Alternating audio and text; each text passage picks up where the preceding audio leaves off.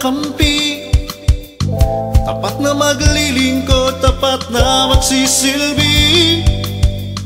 Si Bodek Banikid ating maaasahan.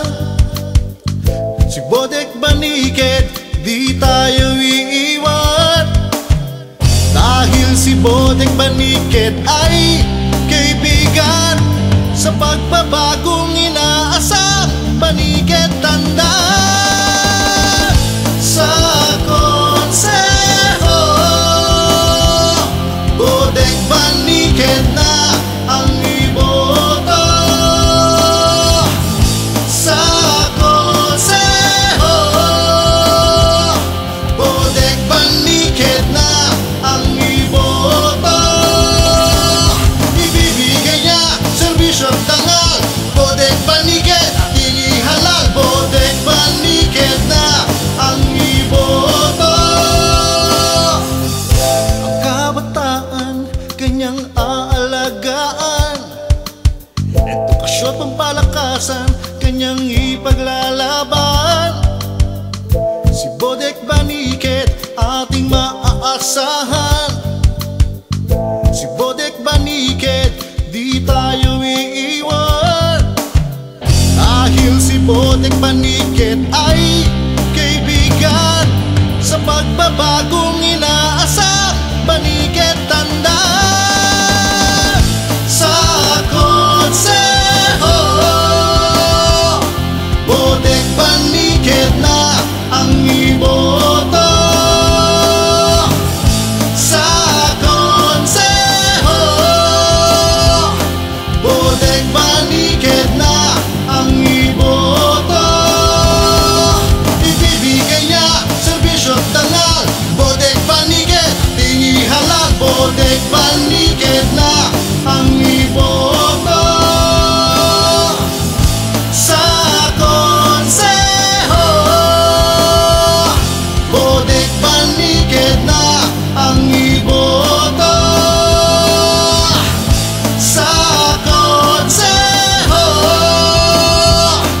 Bodek Banikid na ang iboto. Ibibigay niya serbisyong tangal. Bodek Banikid ating ihalal. Bodek Banikid na ang iboto.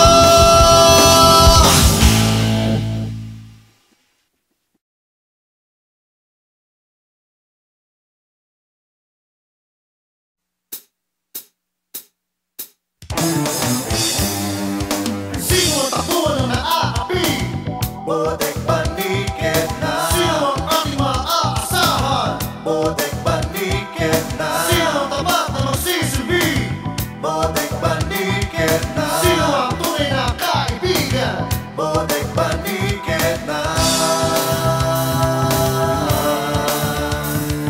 Sino na patuloy ang ating laban? Bodek Banikid na. Para sa atin siya ay maninindigan. Bodek Banikid na. Binigyan halaga at ating kinabukasan. Bodek Banikid na. Kasihan ang kabataan at ang mamamayan. Bodek Banikid na.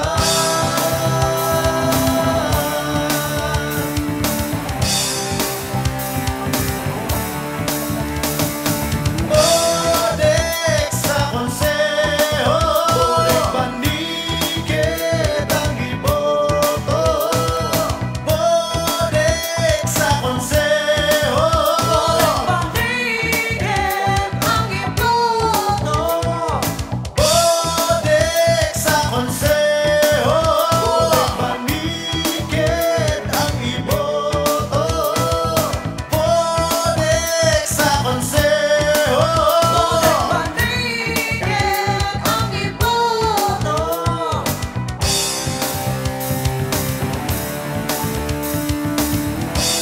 Iboto natin si Bodek Banikid para konsehal sa ikalawang distrito ng lungsod ng Makati. Si Bodek Banikid ay isang guro, kagawad, anak ng sundalo, tunay na taga Fort Bonifacio, ipaglalaban ang ikalawang distrito. Siya na patuloy ang ating laban. Bodek Banikid na. Para sa atin siya ay maninindigan. Bodek Banikid na. Binigyan halaga at